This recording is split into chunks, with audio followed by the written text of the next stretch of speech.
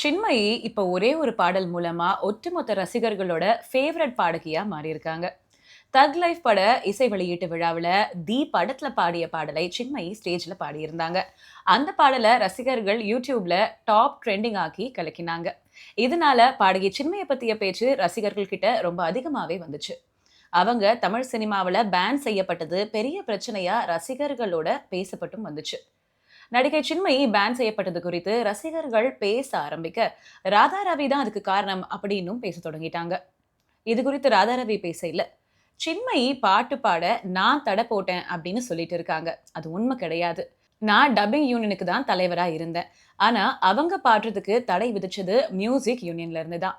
Music யூனியனுக்கும் dubbing யூனியனுக்கும் சம்பந்தம் கிடையாது. 200 union இருக்கிற இடத்துல டப்பிங் யூனியன் வேற, மியூசிக் யூனியன் வேற. இது தெரியாதவங்க ஏதோ பேசிட்டு போறாங்க. எல்லாம் இஷ்டத்துக்கு ஏதோ பேசுறாங்க. நான் என்ன சொல்ல முடியும் அப்படின்னு சொல்லியிருக்காரு.